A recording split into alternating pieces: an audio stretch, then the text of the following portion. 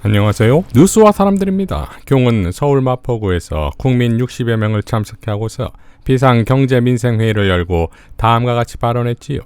재정을 더 늘리면 물가 때문에 서민들이 죽는다.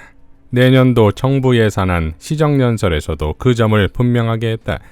어려운 서민들을 두툼하게 지원해주는 쪽으로 예산을 재배치하면 아우성이다. 내년 선거 때 보자. 아주 탄핵시킨다. 이런 얘기까지 막 나온다. 그래서 제가 하려면 하라고 했다.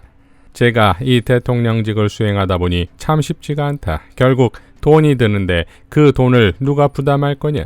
또 재정에서 쓰려고 하면 정부 재정 지출이 팍팍 늘어 물가가 오른다. 불효불급한 것을 좀 줄이고 이것을 정말 어려운 서민들이 절규하는 분야에 재배치해야 하는데 받던 사람들은 죽기 살기로 저항한다. 그야말로 대통령 퇴진운동을 한다. 그런 정치적 부담, 더구나 요새 같은 정치 과잉의 시대에 하기가 정말 어렵다. 70년대 말 80년대 초에 인플레이션이 엄청났는데 김재익 수석이 그것을 딱 잡았다. 가장 먼저 한 것이 정부 재정을 딱 잡은 것이다. 그때 재정을 늘려야 된다는 정계의 요구가 있었지만 재정을 잡아서 물가를 잡았다. 물가를 잡으니 가정주부들이 가계부를 제대로 쓸 수가 있게 됐다. 라고 발언했습니다. 자, 한숨과 분노만 터져나올 발언들이지요. 흥미롭게도 같은 날 이재명 대표 역시 민주경제 토크 위기 속 한국 경제의 미래를 말하다에 참석해 이렇게 모두 발언했지요. 경제가 어렵다는 것은 모든 분들이 다 아십니다. 소비도 또 부채 문제도 성장률 문제도 수출 문제도 다 어렵습니다. 우리 많은 분들이 경제하면은 일단은 먼저 머리 아프다라는 생각이 들고 또 그러다 보니까 이게 마치 전문가들만의 영역인 것처럼 또 정부로 보면 마치 기재부의 독점적인 영역인 것처럼 생각하는 경향이 없지 않습니다. 근데 저는 경제라고 하는 게 그냥 일상 국민들의 삶이다라고 생각하고 어찌 보면 이제 사회 현상의 한 일부이기 때문에 우리의 주관적인 의지가 매우 중요하게 작용한다고 생각합니다. 보릿고개가 오면 우리는 일단 그 위기를 잘 넘겨야 되고 또 그 어려운 상황 속에서도 또 미래를 준비해야 됩니다. 그런데 이 정부가 하는 행태를 보면 보릿고개 어려우니까 일단 아끼자 이런 생각을 합니다. 굶어 죽게 생겼는데 우리 가족들의 건강도 책임져야 하고 또 상황이 좋아질 때를 대비해서 뭐 필요하면 빚도 내고 그러는 게 뭐 일상적인 우리 가계 경제 생활이 아니겠습니까? 그런데 정부는 이런 태도로 보입니다. 보릿고개 어렵고 힘드니까 다 아끼자. 무슨 공부는 무슨 공부냐? 대학 가는데 학비 아까우니까 그냥 우리 열심히 밭이나 갈자. 이런 태도입니다. 대한민국이 가지고 있는 자원도 많지 않고 또 뭐 다른 자산들도 그렇게 크지 않은데 우리가 가진 가장 큰 역량은 역시 교육 아니겠습니까? 그래서 우리 선배 세대들에서도 어렵긴 하지만 다 공부하는 데 집중했고 또 자식들을 공부시키느라고 고생도 많이 해서 결국 오늘의 대한민국이 있습니다. 저는 R&D 예산을 재정이 어렵다고 대폭 삭감하는 걸 보고 정말 경제에 대한 기본적인 이해가 있는가 하는 의문이 들었습니다. 어려울 때일수록 가계나 또는 생산 영역의 기업들이 지출을 줄이거나 또 소득이 줄어들어서 어려움이 처하면 정부의 기능과 역할을 늘리는 게 당연합니다. 소위 우리가 고등학교 경제 교과서에서 배운 거 아닙니까? 경제 3주체. 정부는 조정 역할을 하는 거 아니겠어요? 근데 이 조정 역할을 기본적으로 포기합니다. 어려우니까 정부도 아끼자. 상황이 좋으면 정부도 지출을 늘립니까? 상황이 좋으면 그때는 억제하고 상황이 어려우면 부양하는 것이 바로 정부의 역할인데 완전히 반대로 가고 있습니다. 결국은 1년 몇 개월밖에 안 된 이 짧은 시간에 정말 세계에 자랑할 만한 대한민국의 경제적 위상이 급추락하고 있습니다. 다시 누가 그러던데 토건사회로 우리가 되돌아가는 거 아니냐라는 그런 우려를 합니다. 100번 얘기해도 소용도 없고 참 걱정이긴 합니다만 그래도 우리가 들을 때까지 말해야 되고 또 우리가 할 수 있는 역할을 작으나마 찾아서 또 치열하게 수행해 나가는 것이 이 어려운 민생과 경제를 조금이라도 회복하는 데 도움이 되지 않을까 생각합니다. 오늘 좋은 자리 마련해 주셨는데 이 전문적인 분석과 또 의견들을 저희도 잘 경청하고 우리 당의 정책에 최대한 반영해서 우리 국민들께서 현장 속에서 겪는 어려움을 조금이라도 빨리 조금이라도 많이 개선될 수 있도록 최선을 다하겠다는 다짐의 말씀을 드립니다. 고맙습니다. 이어 김현철 서울대 국제대학원 원장은 윤석열 정부의 경제 무능을 다음과 같이 진단합니다. 지금 우리의 경제 추락의 근본적인 원인은 얼마 전에 이제 반성문 쓰셨습니다마는 민생보다 이념을 중시한 그 결과입니다. 그래서 민생보다 이념을 중시한 그 결과가 결국은 민생 파탄으로 이어지고 있는 거기 때문에 이것은 이 위기의 본질은 정부발 위기라고 할 수 있는 거고요. 그건 다른 말로 하면은 이념발 위기라고 할 수 있는 겁니다. 첫 번째가 그 지나친 반중입니다. 이거는 국회에서도 좀 심각하게 고민해야 될 부분인데요. 그 작년에 서상목 경제수석이 탈중국 선언을 했습니다.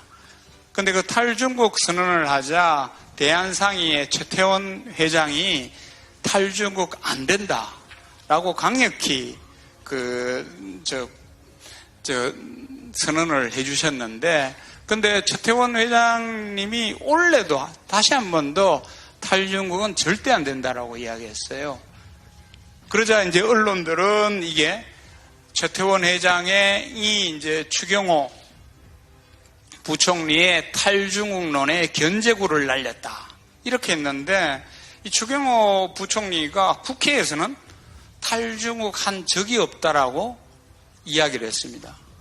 저는 이게 이 정부의 두 번째 바이든 날리면 현상이라고 보거든요. 왜냐하면은 최태원 회장님이 환청을 하거나 잘못 들었는 그런 이유도 있을 것 같고, 또 하나는 그 추경호 탈중국 견제를 하고 보도한 언론이 가짜 뉴스를 만들어서 퍼뜨렸기 때문에 아마 검찰 조사를 받아야 되는 그런 상황인지도 모르겠습니다. 또 하나의 그 이념발 위기의 단면이 지나친 친미입니다.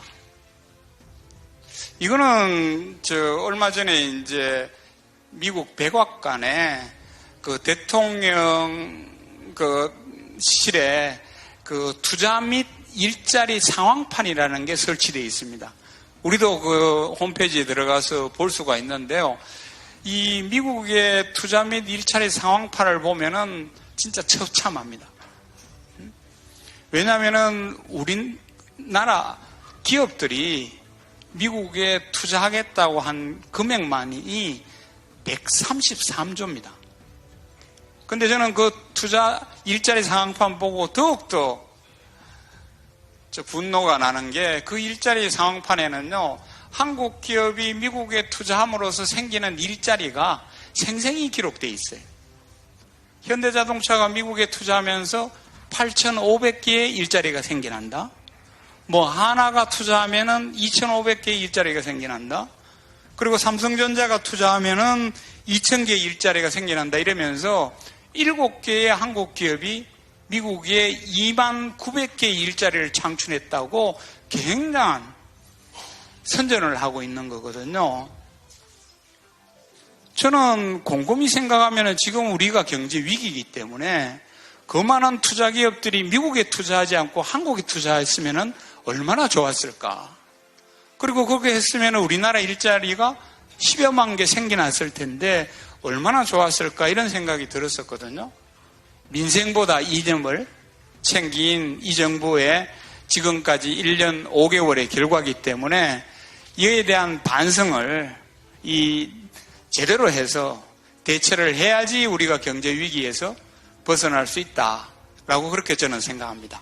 자, 결국 무지와 무능의 대통령이 국회에 나와서 엉터리 시정연설을 하고서 다음날 국민들을 만나 나는 국민을 위해서라면 탄핵돼도 좋다는 발언이 얼마나 코미디냐 이거지요. 특히 윤석열의 보도사진을 보면 59번 별칭에 걸맞게 온통 발언들을 쏟아낸 듯 보이지요. 반면 이재명 대표는 패널들의 발언을 일일이 수첩에 기록합니다. 이러니 이젠 비교조차도 모욕이지요. 윤석열의 시정연설에 대해 한창민 사회민주당 창당준비위원장은 다음과 같이 일갈했습니다. 대통령 시정연설은 내 맘대로에 대한 자화자찬 일색이다. 억지만 있으니 평가할 내용이 없다. 경제위기, 민생위기에서 적극적 재정정책을 위한 적자재정 수립은 기본 상식이다. 원칙 없는 예산 삭감과 돌려막기를 건전재정이라 포장하고 자랑하는 것에 할 말을 잃었다. 용해인 의원도 다음과 같이 밝혔지요. 윤석열 대통령이 요청한 2024년 예산안 통과 협력을 거부합니다. 한마디로 윤석열 정부의 진단과 전망은 완전히 틀렸습니다. 사실 원래라도 재정 지출을 늘려야 했습니다. 하지만 대통령은 역대급으로 낮은 지출 증가율을 건전 재정 노력으로 자랑할 뿐입니다. 대통령의 연설에서도 국민의 경제적 고통은 나 몰라라 하는 재정 건전성 집착증이 어김없이 드러났습니다. 이 모든 사달은 대기업 부자들에 대한 윤석열 정부의 아낌없는 퍼주기가 근원입니다. 5년 동안 70조 원 규모의 부자 감세를 하고 나서도 건전 재정을 하려면 긴축을 할 수밖에 없지 않겠습니까? 예산과 재정의 일방적인 대기업 부자 퍼주기를 감추기 위해 대다수 서민과 중산층은 소외시킨 채 윤석열식 약자복지 지출을 눈꽃만큼 늘린 것이 2024년 예산입니다. 만약 윤석열 대통령이 제출한 예산이 그대로 통과된다면 2024년부터 국가 경제는 부자 감세에 의한 세입 감소, 재정 긴축, 경제 추락 하락, 세입 추가 감소라는 악순환에 덫에 본격적으로 빠져들 것이 뻔합니다. 그래서 저는 윤석열 대통령이 요청한 2024년 예산안 통과 협력을 거부합니다. 라고 일갈했습니다. 자, 이러니 경이 원하는 대로 탄핵하면 되겠지요. 김영민 의원의 발언처럼 이제 그만두면 되겠습니다. 이상 뉴스와 사람들이었습니다. 시청해 주셔서 감사드립니다.